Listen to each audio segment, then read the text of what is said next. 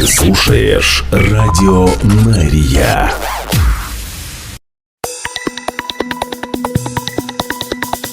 Израильская служба новостей в прямом эфире на Радио Мария. Здравствуйте. Сегодня 30 января. Мы начинаем.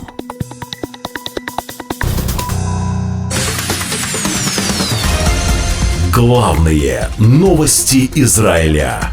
Слушай на Радио Мария.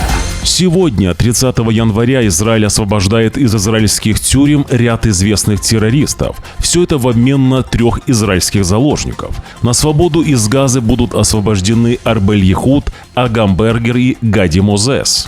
Среди 110 заключенных, которых сегодня освобождает из израильских тюрем, Закария Зубейди, Махмуд Атлах и Ахмед Баргутти. Все они организовали десятки атак.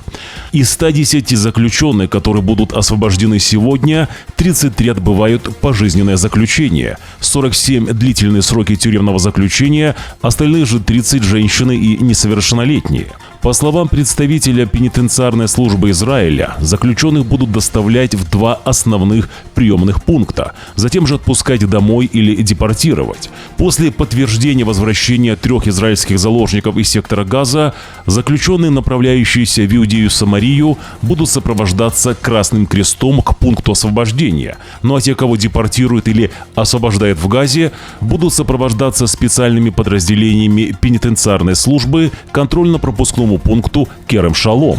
Напомню, что в рамках освобождения заложников из Газы сегодня Хамас освободит и 5 тайских заложников. Они освобождаются в соответствии с отдельным соглашением между Хамас и Таиландом. Новости на Радио Мария. Турция осуждает израильский удар, в результате которого, по ее словам, были лишены жизни 3 ее граждан, пытавшихся нелегально пересечь границу Ливана с Израилем. Министерство Турции не называет время и место инцидента, но, по всей видимости, речь идет об ударе по подозреваемым 11 января вблизи границы. Стало известно, что 3 граждан Турции, связь с которыми была потеряна при попытке нелегального перехода из Ливана в Израиль, погибли в результате израильского авиаудара в регионе, говорится в заявлении МИД Турции. Министерство заявляет, что работает над тем, чтобы как можно скорее репатриировать их тела в Турцию. Мы самым решительным образом осуждаем это незаконное нападение, которое привело к гибели наших граждан, говорится в заявлении МИД Турции, призывающим Израиль, цитирую, «немедленно прекратить свою агрессивную политику, которая игнорирует человеческую жизнь и ведет к эскалации напряженности в нашем регионе». Конец цитаты. Я же напомню, что в последние дни Хизбалла устраивает провокации в Ливане против наших сил, используя при этом местных жителей. Главные новости Израиля. Премьер-министр Израиля Биньямин Нетаньяху вчера встретился в своем офисе со спецпредставителем Трампа на Ближнем Востоке Стивом Виткофом. Офис Нетаньяху не приводит никаких других подробностей этой встречи. Ранее же сообщалось, что Виткоф посетил коридор Нецарим в секторе Газа вместе с министром стратегических вопросов Израиля Роном Дермером, прибыв в Израиль после встреч в Саудовской Аравии.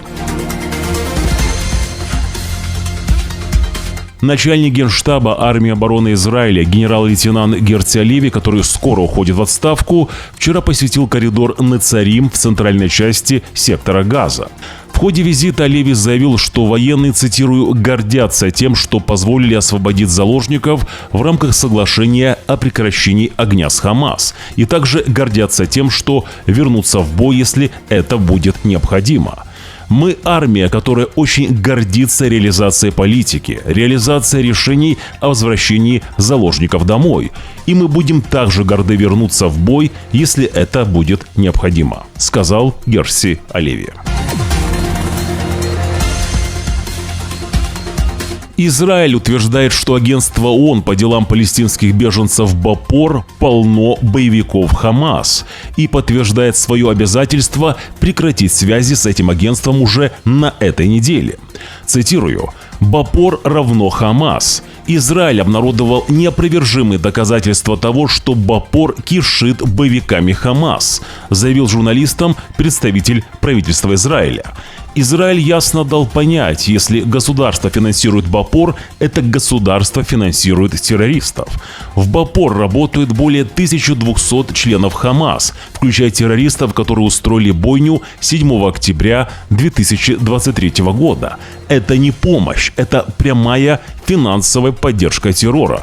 Я же напомню, что с сегодняшнего дня, 30 января, Израиль при поддержке Вашингтона прекратит контакты с БАПОР. Это же вызвало осуждение со стороны гуманитарных организаций, а также союзников США. Почти через 6 месяцев после того, как житель Севера попал под огонь перехватчика недалеко от города Нария, стало известно, что причина инцидента – это неисправная ракета перехватчика, которая не сработала должным образом во время атаки беспилотника Хизбаллы по северу Израиля. Военные прокомментировали, что это была экспериментальная система ПВО, которая ранее не использовалась израильскими ВВС. Напомню, что 6 августа прошлого года Хизбалла выпустила несколько беспилотников, начиненных взрывчаткой по территории севера Израиля. В это же время армия обороны Израиля заявила, что ей удалось сбить по крайней мере один из беспилотников. Во время атаки ракета-перехватчик не попала в один из беспилотников Хизбаллы, а попала на шоссе недалеко от города Нария. 27-летнего Михаила Самару спасти не удалось. В армии обороны Израиля еще раз подтверждает, что во время войны они работали над улучшением реагирования на растущую угрозу со стороны беспилотников Хизбаллы, и поэтому впервые начали использовать новую систему. 29 января минуту молчания в память о жертвах Холокоста в парламенте Европейского Союза нарушил польский депутат Европарламента, обвинивший Израиль в геноциде в секторе Газа. Гжегош Браун закричал во время минуты молчания, цитирую: «Давайте помолимся за жертв геноцида евреев в секторе Газа». Let's pray for the victims of the Jewish genocide in Gaza.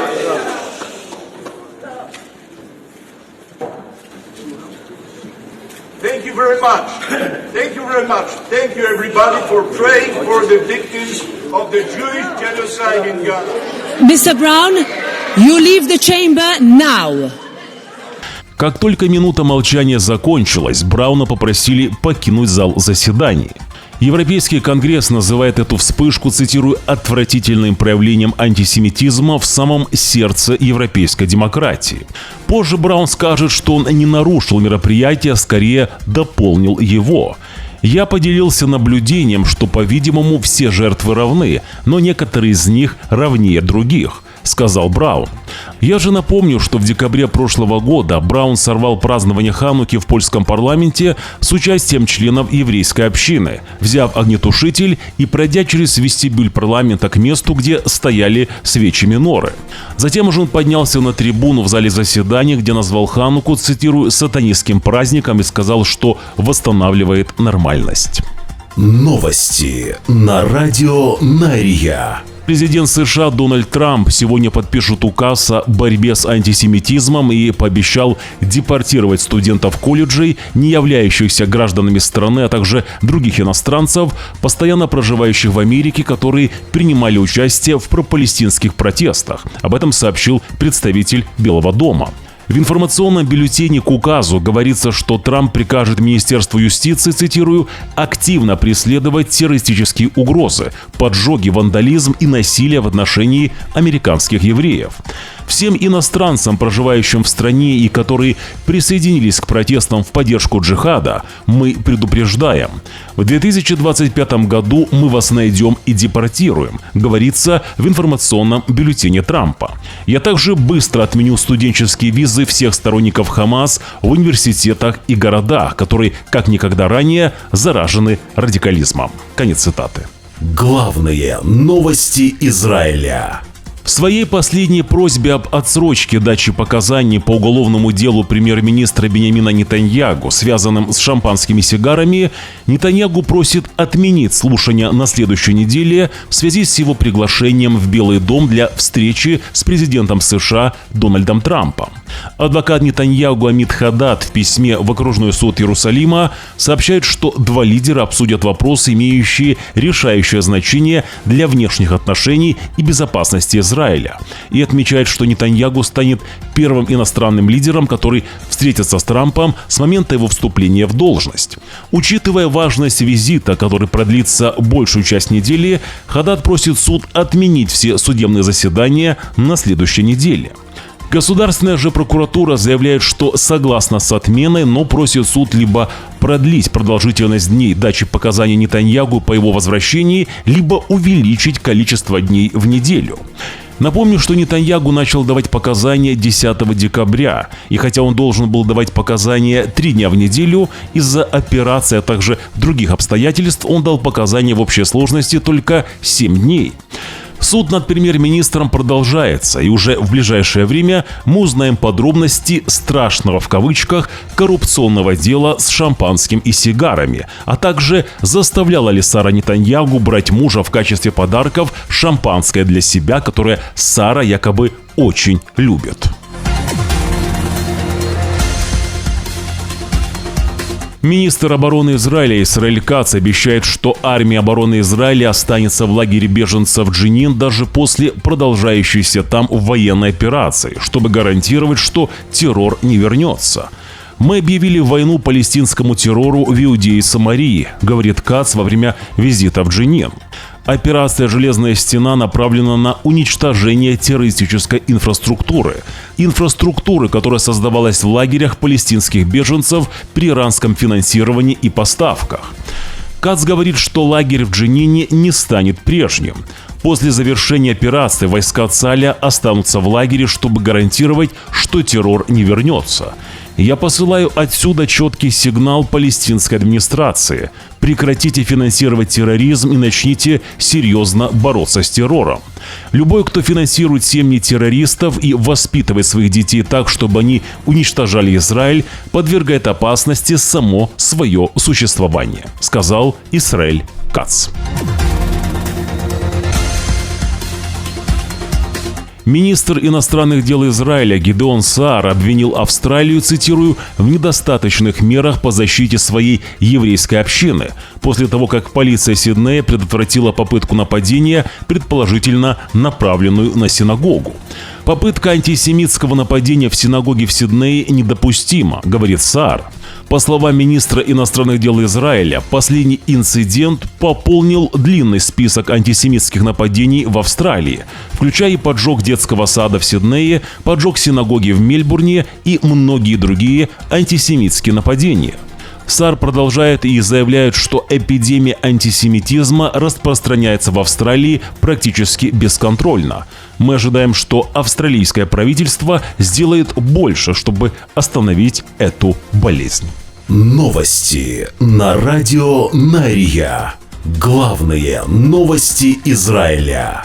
И в продолжение главной темы выпуска. Итак, сегодня будут освобождены 3 израильских заложников Хамас, но в списке по-прежнему нету семьи Бибас.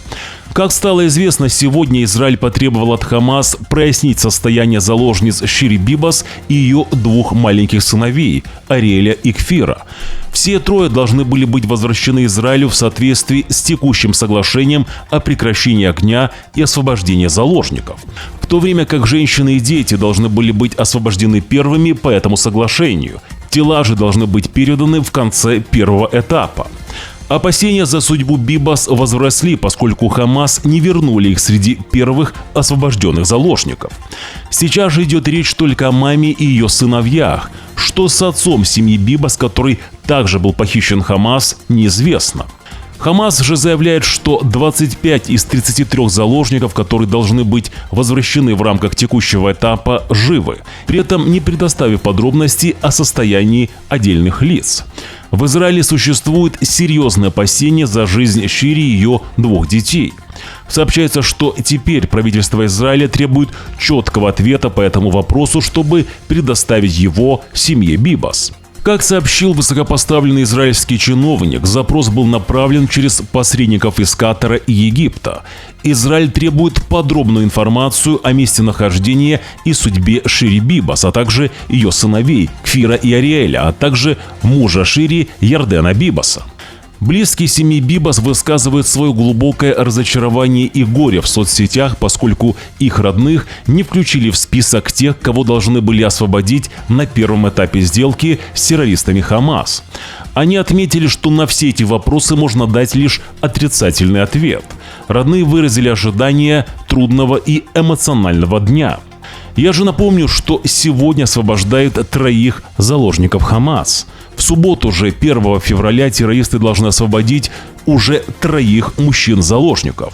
В субботнем новом списке семьи Бибас также нет.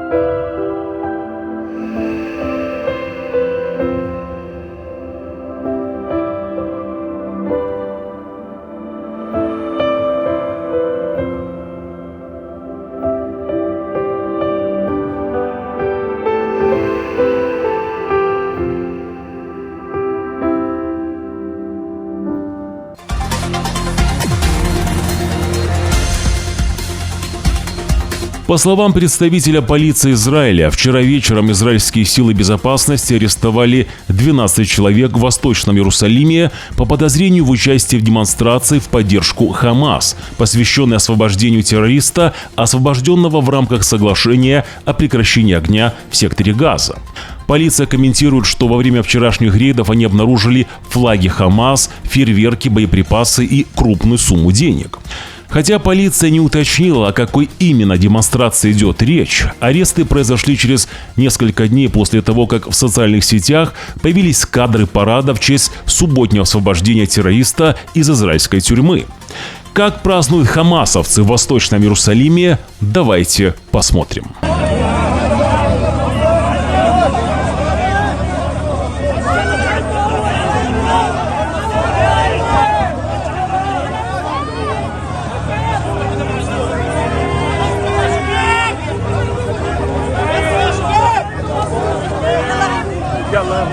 Новости на радио Нария. Напомню, что вернулся официальный телеграм-канал «Радио Нария». Там мы публикуем то, что не пропускает YouTube. Подпишитесь уже сейчас. Ссылка на наш телеграм-канал будет в первом закрепленном комментарии под этим видео. Также, если вы смотрите нас по телевизору, своим телефоном отсканируйте QR-код на ваших экранах. Главные новости Израиля. Поддержать Радио Нария вы можете прямо сейчас. Для этого важно подписаться на наш YouTube-канал. Нажмите на кнопку «Подписаться». 80% наших зрителей смотрят YouTube-канал Радио Нария без подписки. Также нажмите на палец вверх, если видео вам понравилось, или нажмите на палец вниз, если видео не понравилось. Напишите свой комментарий. Благодарность и нашим спонсорам. Их имена сейчас на ваших экранах. Израильская служба новостей «Радио Нария» желает вам хорошего дня. Уже завтра, в пятницу, 31 января, в 6 часов утра по Иерусалиму, мы снова в прямом эфире. Вы должны знать правду. До встречи.